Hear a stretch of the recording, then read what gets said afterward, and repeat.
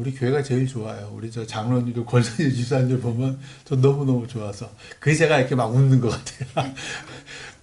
권사님들, 장로님들, 집사님들 저를 괴롭혀봐요. 제가 맨날 얼굴 해가지고 올 텐데 너무너무 잘해주셔서 늘 고맙고, 이렇게 떨어져 있으면 더 막 그 고마움이 더 간절하고 막 그래. 너무너무 감사드리고. 안 그래도 아까 오늘 뭐죠? 그 피아노쟁이 안 왔다고 우리 저 윤기주 권사님 말씀하시던데, 예전에 제가 처음 우리 교회 왔을 때 2019년이죠 벌써 그게. 그때 우리 심삼수 권사님이 종종 오셔서 반주 쳤던 게 갑자기 기억이 싹 나더라고요. 그래서 이렇게 피아노쟁이 안 오면 권사님이 간혹 오셔서 예전처럼 쳐주면 또 좋겠습니다. 참 없을 때 늘 소중해요. 피아노쟁이가 없으니까 막 더 소중하게 느껴지고 그렇습니다. 오늘 말씀은요, 참 알고 보면 더 막 눈물이 나요. 이제 마지막 서신서의 마지막 편지예요. 그 바울이 곧 죽을 날이 아마 1년도 채 안 남아요. 몇 개월 후면 자기가 죽을 날짜는 정확하게 몰라요. 그런데 네로 황제가 로마에 큰 불이 났는데 그 불을 뭐 네로가 저질렀다는 썰도 있고, 아니면은 뭐 누가 저질렀는지 모르는데, 여하튼 네로 황제는 이 위기를 타파하려고 기독교인들, 그리스도인들이, 예수쟁이들이, 피아노쟁이가 아니라 예수쟁이들이 이 불을 저질렀다라고 덮어 씌워요. 그래서 모든 비난을, 우리도 그렇잖아요. 정치인들 맨날 하는 얘기가 뭐예요? 우리도 그래요. 뭐 잘못한 거 있으면 늘 상대방이야. 상대방인 거고, 잘한 거 다 내 거잖아요. 똑같은 거예요. 네로 황제도 자기의 정치에 대해서 왈가왈부 막 하다가 로마에 막 큰 화재가 나니까 잘 됐다 해가지고서 이제 기독교인들이 덮어 씌웠고, 그 지도자인 이제 사도 바울이 책임을 지고 감옥에 들어가서 이게 두 번째 투옥이 된 거예요. 두 번째 이제 마지막 투옥이고, 이 편지가 이제 사랑하는 아들, 영적인 아들이죠. 영적인 아들 디모데에게 쓰는 마지막 편지예요. 그리고 이 이후에 죽어요. 그러니까 모든 앞에 있는 서신서들이든지 뒤에 있는 서신서들이든지 다 바울이 그 전에 썼던 거고, 이것이 이제 마지막 디모데에게 쓰는 편지, 일종의 유언이에요. 그래서 그걸 이제 알고 이렇게 읽으면 참 막 눈물이 앞을 가버려요. 그래서 우리가 지금 디모데후서 수요예배 때 처음이니까 간략하게 제가 1장과 2장 내용을 간략하게 요약을 해드릴게요. 1장에서는 이 디모데가 사도 바울이 떠나고 난 다음에 에베소 교회에 담임 목회자로 왔어요. 그런데 나이가 너무 어리고 경험이 없다 보니까, 또 당시의 철학사도 영지주의를 통한 이단 사이비들이 오늘날보다 더 심했어요. 막 들어오니까, 그리고 막 반대를 하고, 오늘 말씀에도 나오지만 그들 막 그 영지주의에 도취돼 가지고 이 부활은 없다, 영과 육이 나누고 육적인 부활은 이미 예수님으로 끝났다 라는 사람들이 교회에 들어와 가지고서는 막, 오늘 말씀도 나왔지만 여자들한테, 특히 그때나 지금이나 우리 여자들이 착하고 순종하고 참 하나님께 기도하잖아요. 그러니까 여자들을 막 부하내동시켜 교회를 막 난리를 치는 거예요. 그러니까 너무너무 힘든 거예요. 그 젊은 목회자, 자신의 영적인 아들 디모데를 격려해요. 그래서 1장 5절에 보면 이렇게 먼저 그 디모데의 믿음을 이렇게 칭찬을 해요. 네 속에 거짓이 없는 믿음이 있으니. 그리고 이 믿음은 네 외조모, 외할머니 로이스와 네 어머니 유니게 속에 있더니 이제 네 속에도 있는 줄을 내가 확신하노라. 너 걱정하지 마. 네 믿음이 너 외할머니로부터, 네 엄마로부터 너한테 왔기 때문에 흔들리지 않을 거야. 따라서 두려워하지 마 라고 하면서 7절 8절이 이렇게 얘기해요. 하나님이 우리에게 주신 것은, 우리에게 이 믿음을 주신 것은 두려워하라고 주신 것이 아니라 오직 능력과 사랑과 절제하는 마음으로 하나님의 능력을 따라서 우리가 복음을 전파하고 따라서 고난도 받는 거야 라고 칭찬하고 격려해요. 그러면서 이제 2장으로 제가 지금 확 줄이는 거예요. 2장에 오면은 1절에 이렇게 얘기를 해요. 바울은 결혼을 안 했잖아요. 아이도 없어요. 이렇게 얘기해. 내 아들아. 내 아들아, 내 아들아. 그러므로 너는 그리스도 예수 안에 있는 은혜 가운데서 강하고 또 네가 많은 증인 앞에서 내게 들은 바, 바울이 얼마나 많은 그 교리라면 교리, 얼마나 많은 그 이런저런 것들을 가르쳤겠어요? 내가 들은 바를 다른 사람이 아니라 충성된 교인들, 충성된 사람들이라고 했는데 충성된 성도들이에요. 충성된 성도들에게 부탁해라, 이게 아니고 말해라. 네가 나에게 들은 것을 충성된 교회 성도들에게 말해라. 그들이 그것을 듣고 너로부터 배우고 또 다른 사람들을 가르칠 수 있으리라. 너는 그리스도 예수의 좋은 병사로 나와 함께 고난을 받으라. 그러니까 지금 받는 너의 고난은 너만 당하는 고난이 아니야. 나도 지금 감옥에 있잖아 라고 얘기해. 우리는 예수를 믿으면요 고난을 받습니다. 예수 안 믿으면요 고난 안 받아요. 예수를 믿는 사람은 늘 고난을 받아요. 자, 예수의 좋은 병사로 나와 함께 고난을 받으라. 그러면서 뭐라 그러냐면 병사로 복무하는 자는 자기 생활에 얽매이는 자가 하나도 없나니 이는 병사로 모집한 자를 기쁘게 하려 함이라. 나를 병사로 모집해 주신 분, 그분을 하나님이시잖아요. 그분을 기쁘게 하기 위해서 우리가 열심히 고난도 받는 거야 라고 얘기를 해요. 즉 하나님께서 우리를 택하사 구원해 주신 건 나에게 복을 주시는데 고난도 같이 주시는 거예요. 왜? 고난을 통해서 복이 와요. 고난이 없으면 복도 안 와요. 그리고 고난이 없으면 복이 복인지도 몰라요. 감사가 없어요. 고난이 없으면. 그러면서 11절 13절 2장 11절 13절 이렇게 얘기해요. 미쁘다 이 말이여. 우리가 주와 함께 죽었으면 또한 함께 살 것이요. 참으면 또한 함께 왕노릇할 것이요. 우리가 주를 부인하면 주도 우리를 부인하실 것이라. 우리는 미쁨이 없을지라도 주는 항상 미쁘시니 우리는 신실하지 않을지라도 주는 항상 신실하니 자기를 부인할 수 없으리라. 그 얘기를 하시는 거예요. 그래서 우리는 주 안에 갇혀도 자유롭고 세상에선 약해도 우리가 주 안에서 강하고 우리는 세상 사람들이 보기엔 참 비참해도 우리는 주 안에서 영광스럽다. 왜? 우리의 시선은 이 눈앞에 보여있는 이 상황이 아니라 하나님을 향해 있기 때문에 그 얘기를 사도 바울이 디모데에게 하고 싶은 거예요. 따라서 부끄러울 것이 없는 일꾼으로 살아라. 주인이 쓰심에 합당한 귀한 그릇이 되어라. 라가 1장과 2장에 나오는 말. 그러니까 이게 내 아들이라 그러잖아요. 아들도 없는 사람이. 내 아들아. 왜 이렇게 내 아들이라는 표현을 했을까? 비록 자기 자식은 없지만 하나님께서 나를 아들로 삼으셨잖아요. 바울을. 그 아버지께서 나를 얼마나 사랑하셨는지 진짜 당신의 친아들 예수님을 십자가에 못 박혀 죽게 하셨거든요.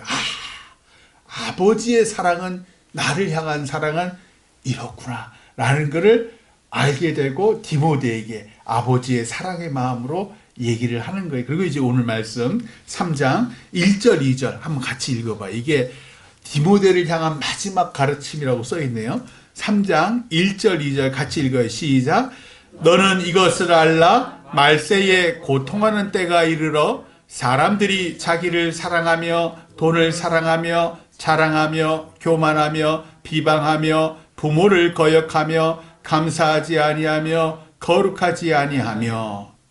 나에게 해당하는 게 다죠. 보세요.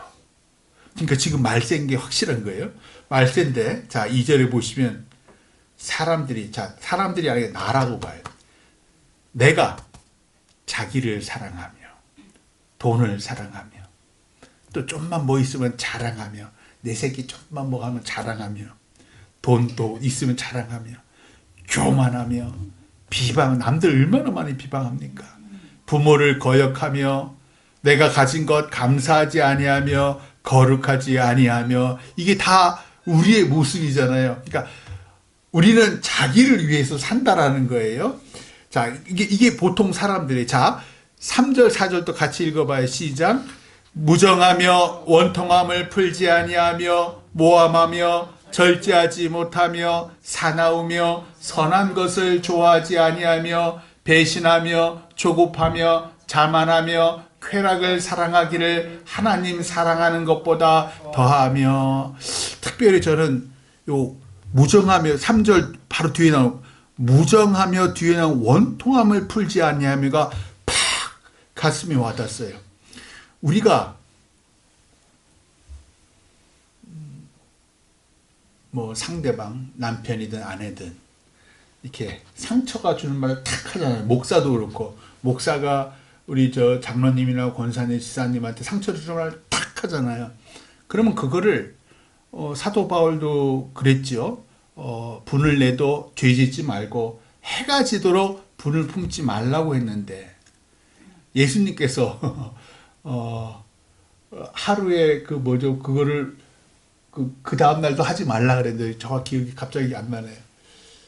그런데 그게 그 다음 날까지 가요. 아니 이 사람이 나한테 특히 사랑하는 가장 가까운 관계, 부부는 부부고 부모와 자식 간에도 마찬가지고 특히 교회에서는 성도와 성도 간에 뭐 조금만 탁 얘기를 하면 그게 팍 꽂혀요. 그래서 그만 이 사람 꼴 보기도 싫고 그게 하루 이틀 3일 아니요 몇 개월이 가요. 저는 그런 얘기를 너무 많이 들었어요. 우리 교회 와가지고 우리 교회는 다 저를 이렇게 다 서로 사랑하는 줄 알았는데 그게 아니더라고요. 그래서 내가 너무너무 가슴이 아팠어. 옛날 몇 년 전 얘기, 몇십 년 전 얘기를 막 꺼내시는 거예요. 제가 어떤 누구 우리 교회 누구에게 뭐 어쩌고 그래 제가 얘기해요. 꼭 손잡고서는 용서하세요. 용서할 수 없으면 용납하세요. 그게 그래도 그 예배를 꼭 오셔요. 예배를 꼭 오셔. 그렇다고 교회를 탁 튀어나가는 사람도 물론 많았겠죠. 그런데 예배를 꼭 오셔. 저한테 말했던 몇몇 분들이 다 예배는 꼭 오셔. 예배는 오시는데 왜 하나님의 마음, 예수님의 마음은 품지 못하실까? 예배는 왜 오시지? 예배는요, 하나님이 우리에게 가르쳐주고 싶은 거예요. 알려주고 싶은 거예요. 봐라 얘들아, 내가 얼마나 억울하게 죽었니? 내가 지은 죄 하나도 없는데 너희 한 사람 한 사람의 죄 때문에 내가 못 박혀 죽었잖니. 내가 억울하면 제일 억울하잖아. 근데 내가 너희들한테 억울하다는 소리 하디? 내가 너를 사랑한다고 얘기를 하지 내가 너한테 이놈아 저놈아 하면서 억울하다는 소리 하디? 교회는, 예배는 사랑하려고 오는 거야. 교회는 원망하고 그걸 꼭꼭 마음에 담아두고서는 원통함을 풀지 않으려고 하나님께 씩씩씩거리고 오는 데가 아니라 이분 보면서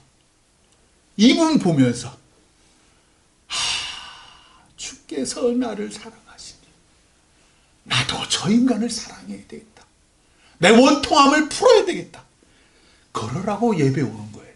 그게 오늘 말씀에 다 꽂히는 거예요. 내 남편, 내 아내랑 지금 30년, 40년, 50년, 60년을 살았는데 그 사람에 대한 원함이 그냥 얼마나 어리석어요. 늘 보면서 어떻게 그렇게 살 수가 있어? 하나님이 좋아하시겠어요? 자식 새끼가 그걸 보면 어떤 생각을 하겠어요? 사랑하세요. 사랑하라고 붙여놓으신 거거든. 사랑하라고 붙여놓으신 거고 그 사랑하는 모습을 보면 자녀들이 변해요. 야, 우리 엄마 아버지 진짜 예수님 믿나 보다. 변합니다. 말세에는 사람들이 이 원한을 풀지 않아요. 근데 우리는 풀어야 한다는 거예요. 내가 왜 원한을 풀지 않을까? 4절 뒤에 나오잖아요. 하나님 사랑하는 것보다 원한을 더 사랑하는 거예요. 내 상처를 더 사랑하는 거예요. 그게 더 짜릿해. 내가 잘못한 걸 이 사람한테 다 넘긴 게 나는 책임이 없어 보여. 천만의 만만의 말씀이에요. 부부는 똑같습니다. 부모와 자녀도 똑같습니다. 그냥 그렇게 해서 내 책임을 넘겨버리는 거예요. 내가 잘못했는데 내가 잘못한 게 아니라 저 인간이 잘못했어. 저 인간이 이 모양이야. 하나님을 더 사랑해야 돼요. 자, 그래서 5절 보세요. 5절 같이 읽어봐요. 5절 시작. 경건의 모양은 있으나 경건의 능력은 부인하니 이 같은 자들에게서 내가 돌아서라. 경건의 모양은 있어서 예배에 와요. 교회에 와요. 근데 경건의 능력, 그런다고 내가 예수님, 하나님, 살아계신 하나님 만나면 내가 저 인간 사랑하겠어요? 부인합니다. 우리가 예배에 왜 옵니까? 하나님의 능력을 만나려고, 살아계신 하나님의 사랑을 경험하려고 오는 거예요. 하나님의 사랑을 경험하면요, 저 인간을 사랑할 수밖에 없다니까요. 저도 집사람이랑 결혼 초에 얼마나 많이 싸웠는지 몰라요. 서로 너무 다르니까. 그런데 어느 순간 금방 깨달아지잖아요. 살아가면서 이야, 나 같은 인간 좋다고 결혼할 거 이 여자밖에 없구나. 그게 딱 느껴지는 거야. 야, 나같이 이렇게 지잘난 맛에 지가 교만을 떨고 쥐뿔도 없는 게, 그런데도 이 인간 좋다고 나한테 온 건 이 여자밖에 없구나. 고맙더라고요. 그게 뭐예요? 제 힘으로 된 게 아니에요. 하나님이 제 안에 있습니다. 하나님이 저한테 보게 하시더라고. 이 여자가 얼마나 소중한지. 그게 경건의 능력이에요. 나는 할 수 없어. 평생 저 인간 늘 난탄만 하고 살아왔거든요. 우리 그렇게 살아왔잖아요. 지금 말세에 다 그렇다니까요. 말세에 사는 예수쟁이들도 경건의 모양을 있어서 교회는 와요. 근데 경건의 능력은 다 부인을 해버려요. 이 같은 자들에게서 네가 돌아서라. 너는 그리 살면 안 된다. 바울이 디모데에게 그 얘기를 하는 거예요. 자, 6절 7절 같이 읽어요. 시작. 그들 중에 남의 집에 가만히 들어가 어리석은 여자를 유인하는 자들이 있으니 그 여자는 죄를 중히 지고 여러 가지 욕심에 끌림받아 항상 배우나 끝내 진리의 지식에 이를 수 없느니라. 이 그들 중이라는 게 2장 17절에 너무 시간이 너무 많이 가서 후메네와 빌레도라는 사람인데, 이 사람들 아까 말씀드린 영지주의자예요. 그래서 이 에베소 교회 여자 성도들에게 다가와가지고 성경 공부를 시켜줘서 오늘날의 신천지 이만희 통일교회 한학자 이런 것들처럼 그 사람들을 꼬아낸 거예요. 그래서 진리에 반하게 한 거예요. 그래서 늘 뭘 배우긴 배우는데 거짓된 걸 배운다는 거예요. 자, 8절 9절 같이 읽어요. 시작. 얀네와 얀브레가 모세를 대적한 것 같이 그들도 진리를 대적하니 이 사람들은 그 마음이 부패한 자요 믿음에 관하여는 버림받은 자들이라. 그러나 그들이 더 나아가지 못할 것은 저 두 사람이 된 것과 같이 그들의 어리석음이 드러날 것임이라.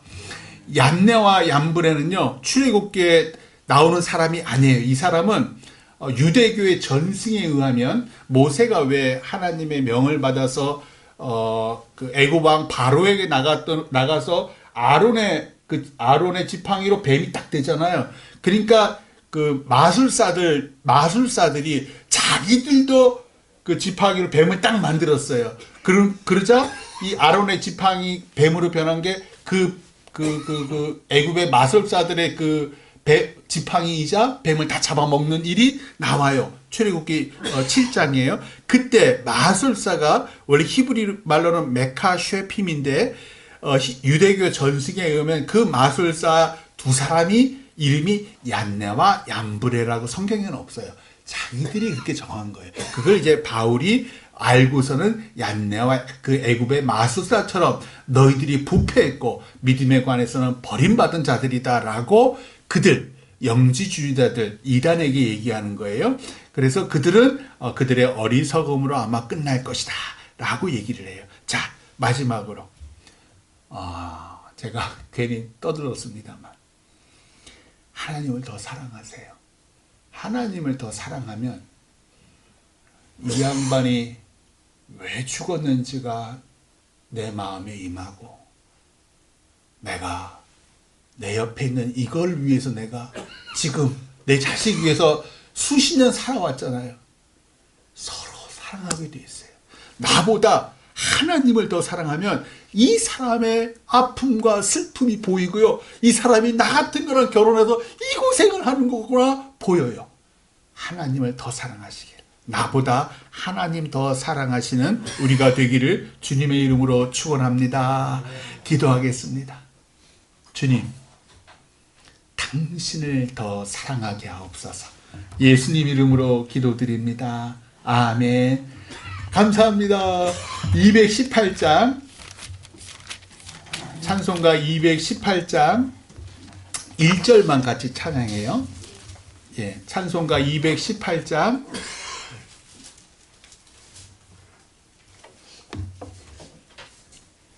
내 마음과 정성을 다하여서 찬송가 218장 1절만 같이 찬양하겠습니다.